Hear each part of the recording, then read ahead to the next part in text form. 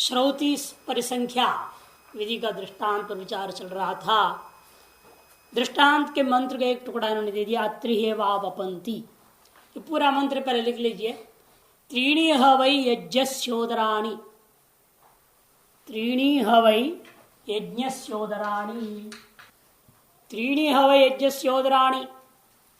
गायत्री त्रिष्टुप अनुष्टुप, नहीं गायत्री बृहत्य अनुष्टुप, त्रिष्टुप गायत्री बृहत्यनुष्टुप।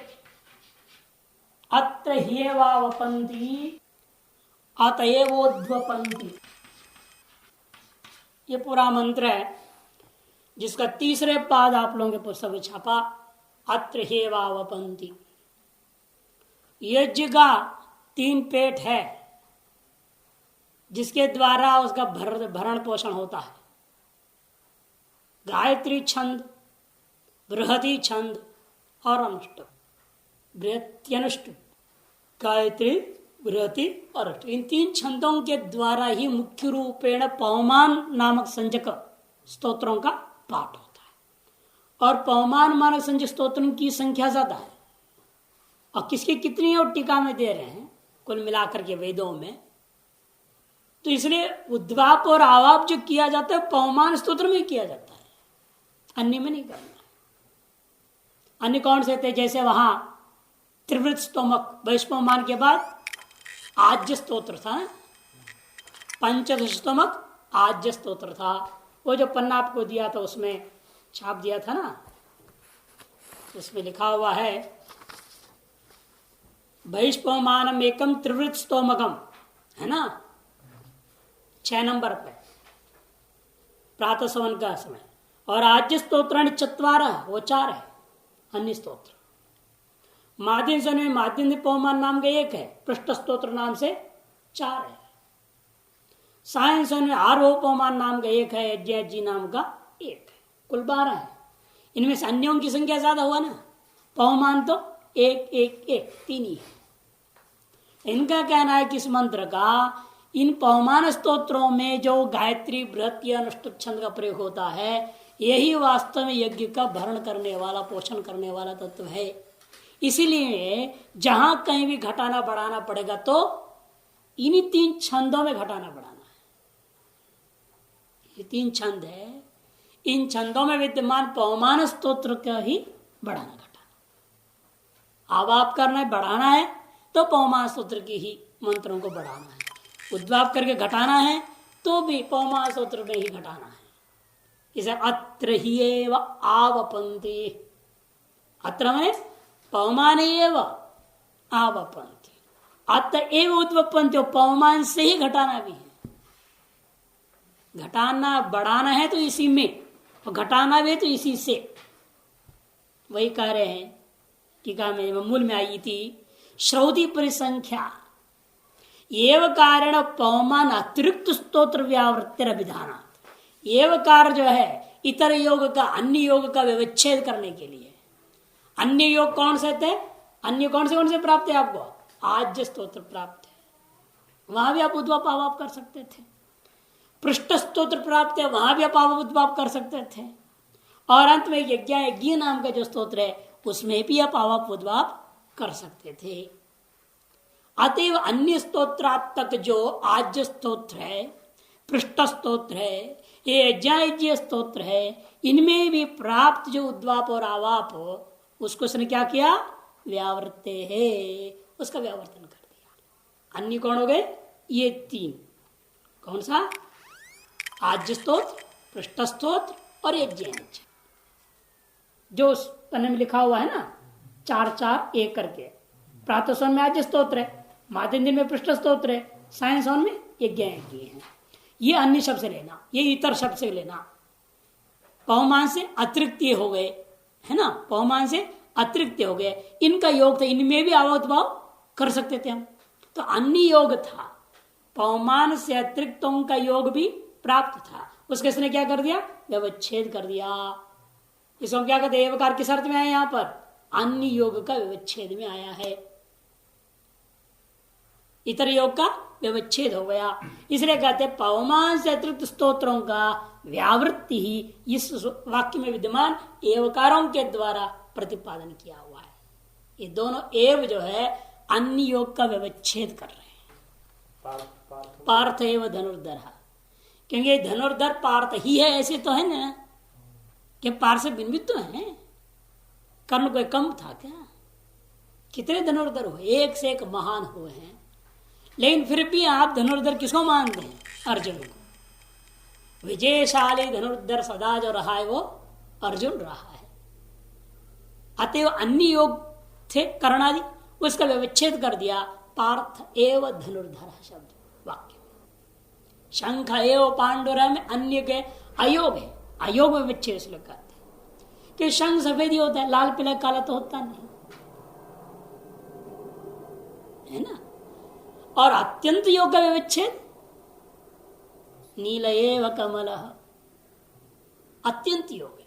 कमल केवल नील का होता नहीं है, अनेकों रंग के होते हैं। और निश्चित है, ये नहीं कि संभावना है, धनुर्धरों में संभावना, अर्जुन से अतिरिक्त संभावना है, अन्य योग की संभावना थी।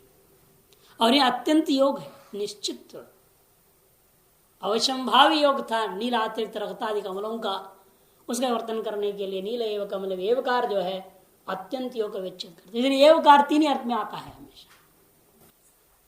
श्लोक प्रधान के उपनिषद में एवकार के ऊपर विचार वार्तिकों को लेकर है ना, वहां पर भी है।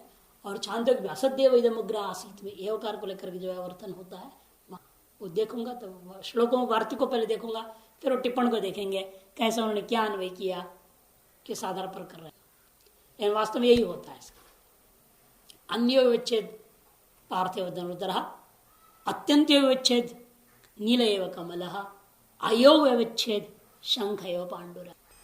आप क्रिया में भी इतर व्यावर्तन कर सकते हैं, एक क्रिया से अन्य क्रियाओं का व्यावर्तन करने पर हो सकते हैं। लेकिन वो जो कह रहे वो बिल्कुल गलत भवत्येव। मूल तरीके से ये जो बात उठी है एवकार का, इसका आधार बौद्ध दर्शन है।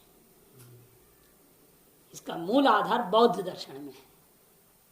और उन्होंने एवकार के आधार पर 3 पुस्तक लिखा है, अयोग विच्छेद, अत्यंत विच्छेद, अन्य विच्छेद नाम से 3 पुस्तक है। इतने मोटे मोटे पुस्तक लिखे 400 बहुत विवेचन किया हुआ है। इसलिए मूल आधार इसका पीछे बौद्ध है, एवकार का अर्थ को चिंतन करने वाले। एवकारण पौमान अतिरिक्त स्तोत्र व्यावृत्तिर अभिधानात्, ये हो गया श्रौति।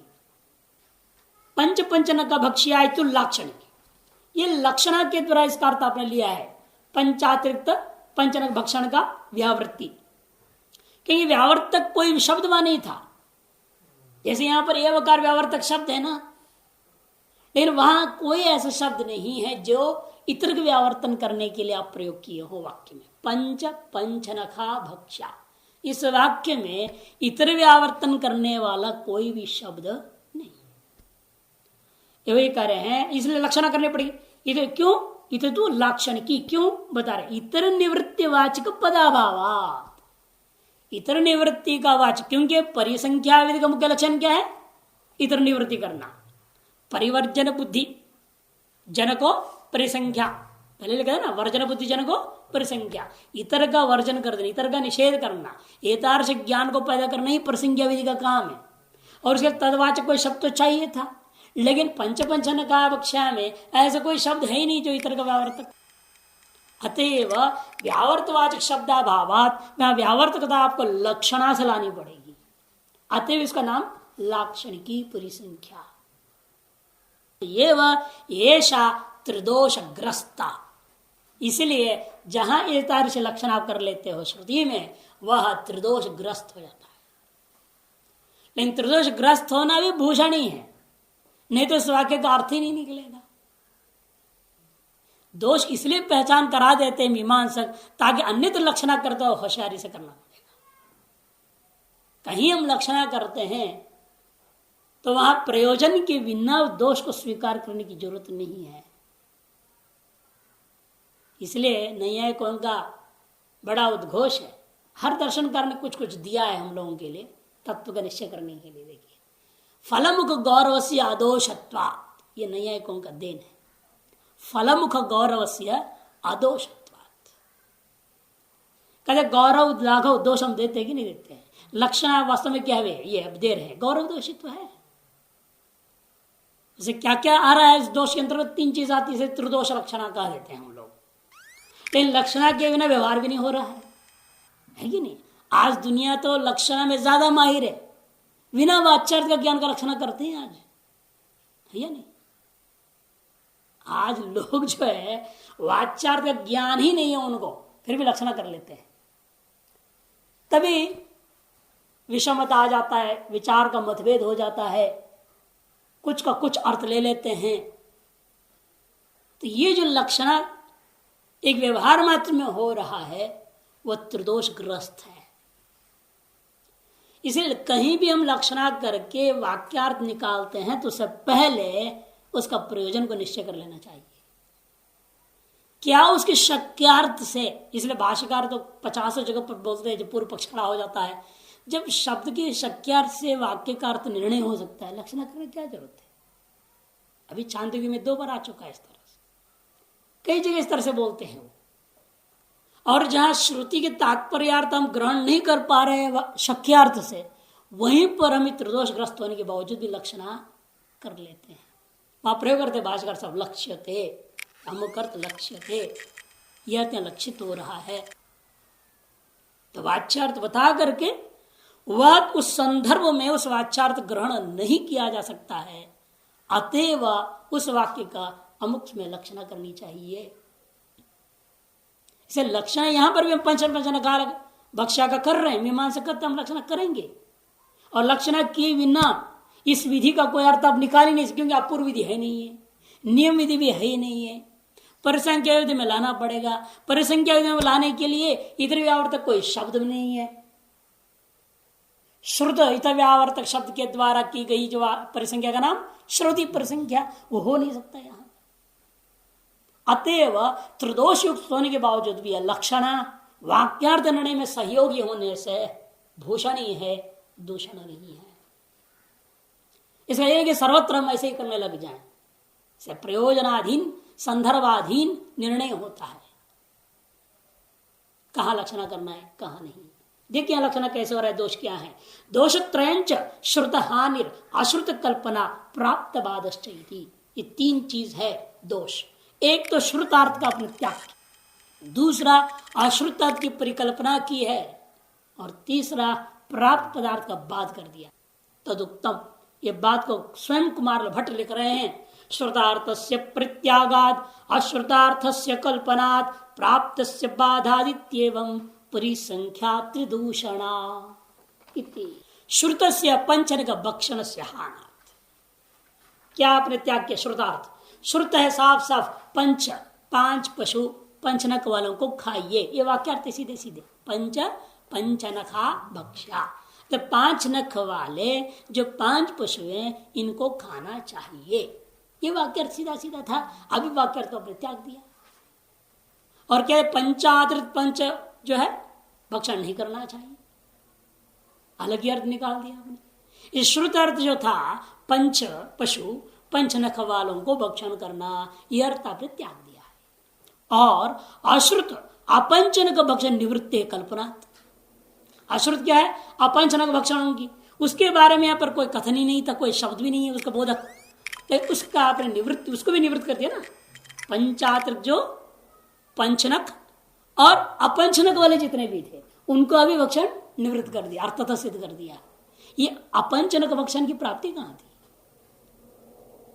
आपने इसको निवृत्ति करने की कल्पना कर दिया, अश्रुत अर्थ की परिकल्पना हुई कि उस वाक्य में कहीं भी अपंचनक भक्षण की चर्चा करने का गुंजाइश ही नहीं है।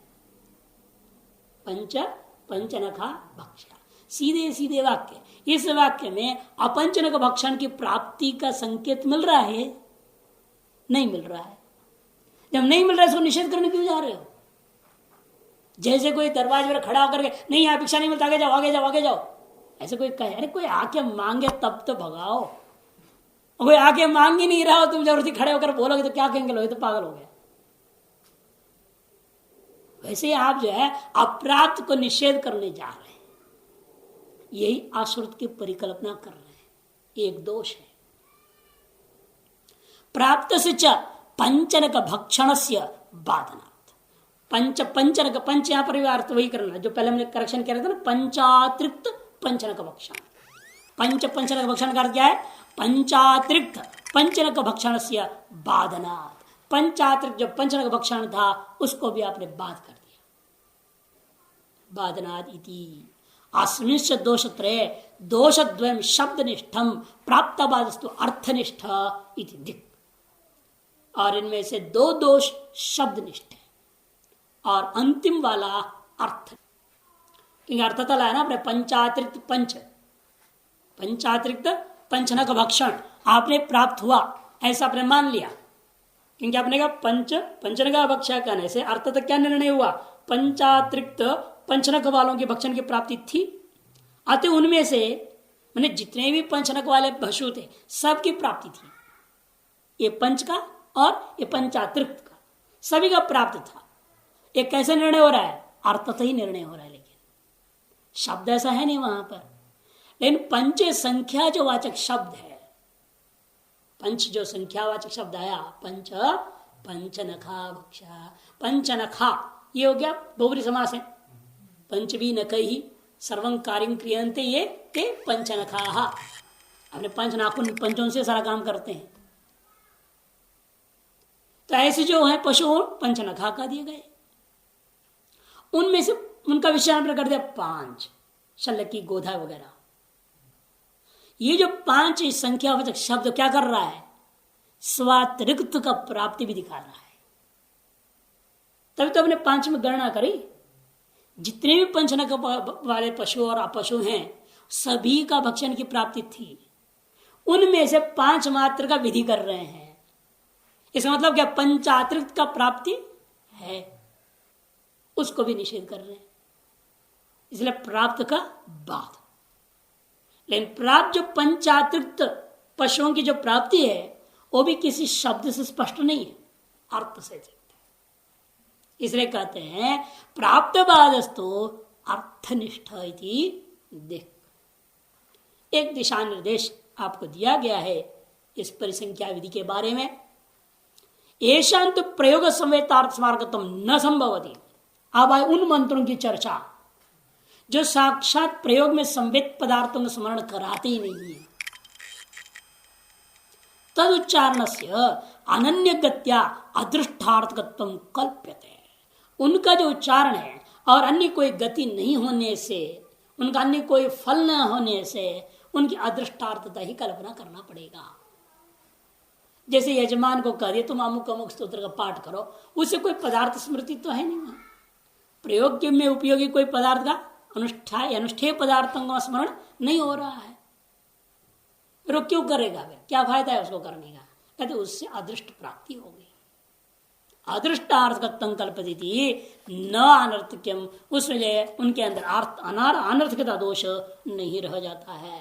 और उसको ऐसा माना जाए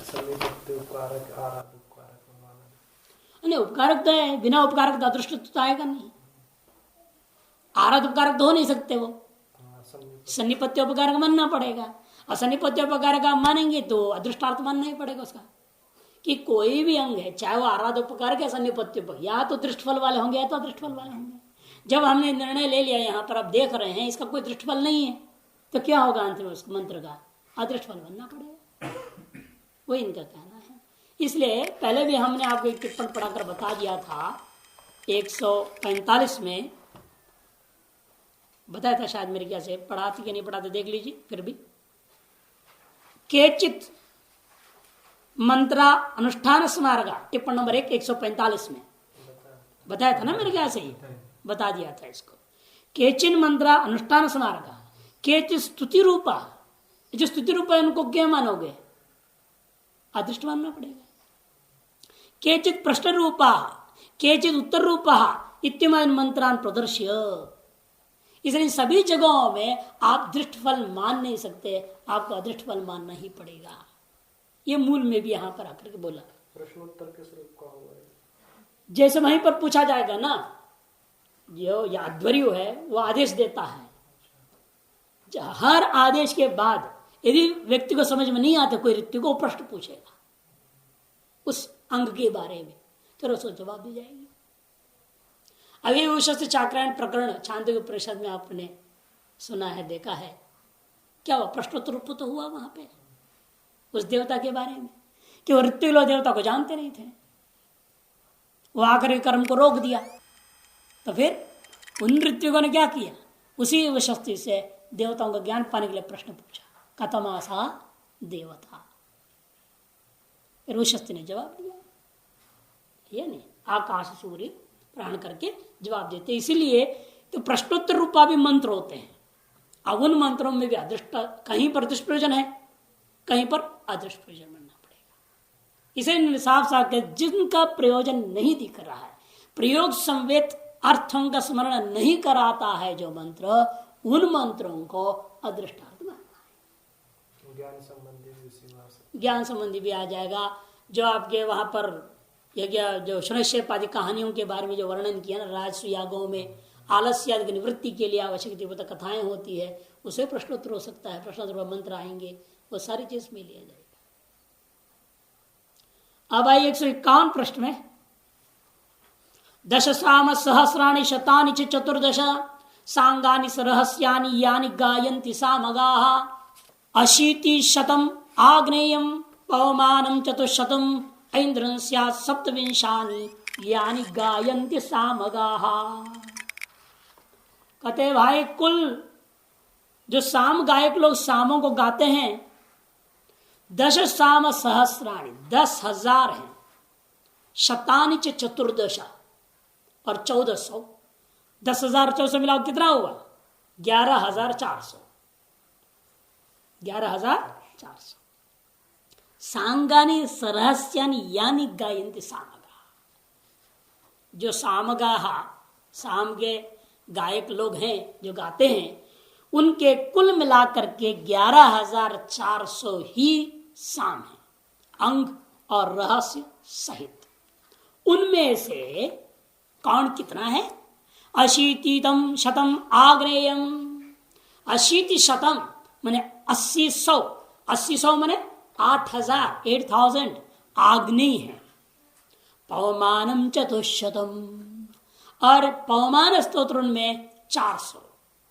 ऐन्द्रं स्यात् सप्तविंशानि 2700 2700 ये इंद्र देवता संबंधी ऐन्द्रं स्यात् सप्तविंशानि।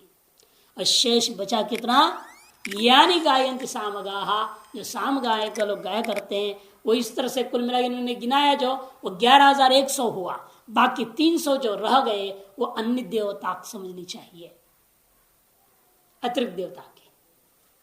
मुख्य रूपेण आग्नि, ऐन्द्र और पवमान, ये 3 हो गया। ये 3 मिलकर के 11,100 हुआ। पहला वाला 8,000 है, दूसरे वाला 400 है, तो 8,400 हुआ।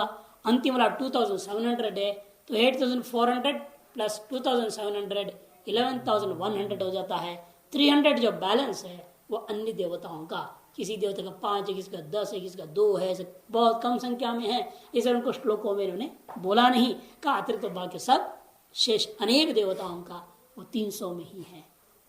अब इसी पन्ने में 152 भी देखिए, जो श्लोक के बाद, जिन विकृति यागों में प्रकृति यागों में विहित स्तोम मंत्रों से अधिक संख्या अपेक्षित होती है उसको विवृद्ध स्तोम तथा न्यून संख्या वालों को अवृद्ध स्तोम कहा जाता है। मैंने बताया था आपको ना, विवृद्ध और अविवृद्ध। विकृति यागों में प्रकृति यागों से ही स्तोम आया करते हैं, लेकिन विकृति याग में विधान कर दिया है अधिक संख्या का, प्रकृति में कम है, विकृति में ज्यादा है, तब उस प्रकृतिगत संख्या को बढ़ा लेने का नाम विवृद्ध स्तोम। और कहीं कहीं विकृति में प्रकृति की अपेक्षा से न्यून संख्या है, वहां घटाना पड़ेगा, प्रकृति से आया हुआ को घटाना पड़ेगा। जब घटाएंगे उसका नाम हो जाता है अविवृद्ध स्तोम। घटाने बढ़ाने की प्रक्रिया क्या है, ये जैमिनी न्यायमाला में विस्तार रूप से समझाया हुआ है। सूत्रों के आधार पर यह सारा जैमिनी सूत्रों में वर्णन किया। वो क्या कर देते हैं, बृहति छंद जैसे बड़ा छंद होता है, गायत्री छंद भी बड़ा है अनुष्टुप की अपेक्षा से। अब जब संख्या बढ़ाना होगा क्या करेंगे हम, वो जितने गायत्री छंद वाले उसको भी अनुष्टुप में परिणाम कर देंगे, बृहति को भी अनुष्टुप में परिणाम कर दो, तो क्या हो जाएगा, संख्या श्लोकों की अपने आप बढ़ जाएगा। जब घटाना है वो अनुष्टुपों को बृहत में कन्वर्ट कर दो। मात्रा कम नहीं हो जाएगी। नहीं, वो मात्राओं के हिसाब से करते हैं, वो ऐसे नहीं, इसका विधान है, वो तरीका से किया जाता है। इसी हिसाब से वेदों ने संख्या का विधान भी किया, जैसे उठपटांग संख्या भी नहीं है, तो इस तरह की संख्याएं दी है विकृतियागों में, ताकि बढ़ाने घटाने पर बिगड़ता नहीं कुछ भी, छंद नहीं बिगड़ेगी कोई चीज, अनुष्टुप छंद परिणाम कर दो। और किन किन को करना, कैसे करना, ये सब जीव ने बड़ा विस्तार बड़ा समझाया है। तो संख्या बढ़ाने के लिए केवल छंदों के आधार पर, यानी कि उसको मंत्र को इधर उधर कर दो, कहीं और मंत्र से लाना है, कहीं से नहीं है, इन्हीं से बढ़ाना है, घटाना। इसलिए कहा अतएव आवपंथी अतएव उद्वपंथी, अत्र एव, अत्र में अस्मिन् एव, उसी में बढ़ाना है, पवमानों में ही बढ़ाना है और पवमानों से ही घटाना है, ये कहा। और आवप उस बात के बारे में इसके द्वितीय प्रकटक देखे, विवृतिस्तों विकृतिया में प्रकृतिया संबद्ध ऋचा को लेते हुए विकृति में निर्दिष्ट संख्या की पूर्ति के लिए अन्य ऋचाओं का उपादान आवाप है। इसी प्रकार अविवृतस्तों में प्राप्त प्रकृति संबद्ध ऋचाओं में विकृति में विहित संख्या के कारण उतनी ही ऋचाओं को लेकर अन्यों का परित्याग करना उद्वाप है। आवाप और उद्वाप का विलक्षण यहाँ स्पष्ट दे दिया है। और इसको संस्कृत में नीचे दिया है, देखिए 3 नंबर टिप्पण, यत्र आवापेन वैकृत संख्या पूर्णीया स्यात् तत्र पवमाने एव प्राकृत मंत्राणाम गायत्र्यादि छंदस्कानाम द्विस्त्र अभ्यासेन वैकृत संख्या पूर्ण कार्यम। जहां पर आवाप के द्वारा विकृतिगत याग की संख्या को पूर्ण करने के लिए आपको क्या करना है, अत्र मैंने पवमाने एव प्राकृत मंत्रों का अर्थात गायत्री आदि छंदस्कों का द्वित्रि अभ्यास के द्वारा वैकृत संख्या को पूर्ण कर लीजिए। न तो स्तोत्रांतरे तथा विद अभ्यास कार्यो न भी मंत्रांतर सन्निवेश रूपावापा, आगे ना, स्तोत्रांतर में भी आप इधर उधर नहीं कर सकते और कहीं दूसरे कहीं से मंत्र उठाकर लाए और जोड़ दे किसी और मंत्रों को, ये भी नहीं कर सकते।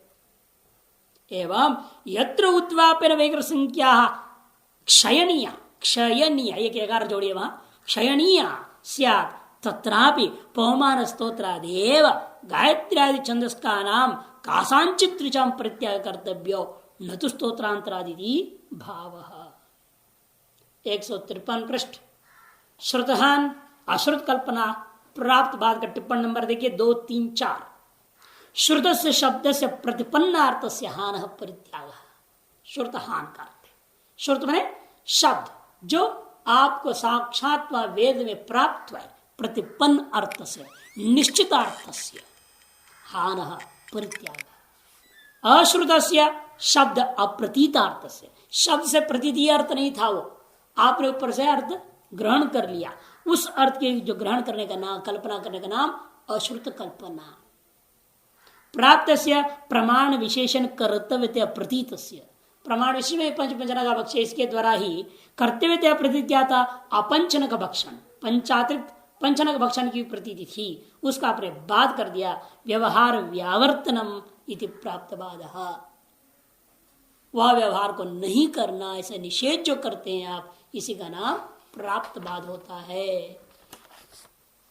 इस संपूर्ण विचार को 154 पृष्ठ में रेखा चित्र के द्वारा समझा रहे हैं। मंत्र 2 प्रकार का है, दृष्टार्थक, अदृष्टार्थक, हुम फट इत्यादि, वह दृष्टार्थक है। और दृष्टार्थक पूरा 2 प्रकार का, अपूर्व विधि, नियम विधि और परिसंख्या विधि के द्वारा बोधित होने वाला